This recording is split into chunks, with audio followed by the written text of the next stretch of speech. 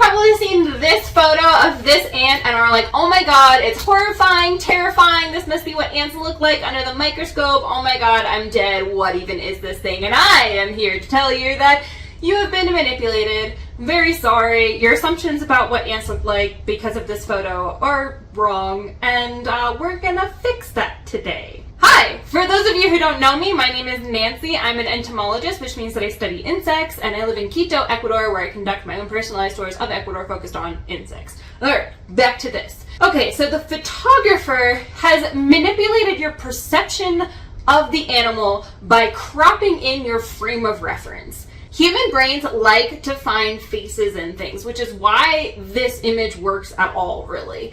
So because the frame in which the photographer has taken this picture leaves out the rest of the animal's head, we can't see the ant eyes in this photo, so our brain automatically looks for anything eye-shaped and eye-like, which happens in this case to be the base of the antennae.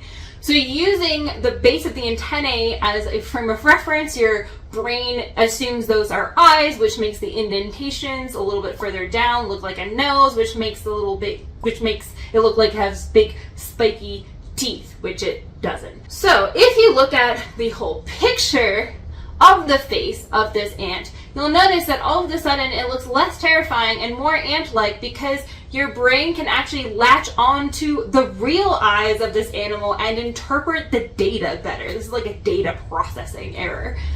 The photographer has cropped this in, so all you can see is a little bit of the base of the antennae. You can see some sculpturing on the face, which because of that nose appearance, but insects don't have noses. They smell using their antennae, and they breathe through little holes in the side of their body, so insects don't even have noses. This is just sculpturing of the face.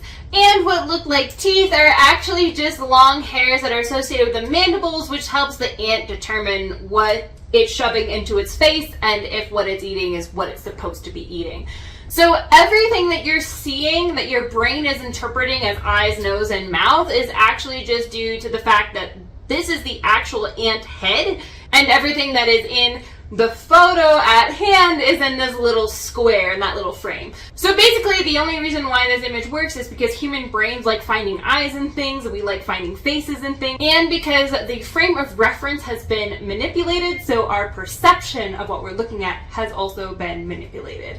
Alright, love bugs, don't forget to like and follow for more, and so that way you can see when I upload, because I upload inconsistently. Honest.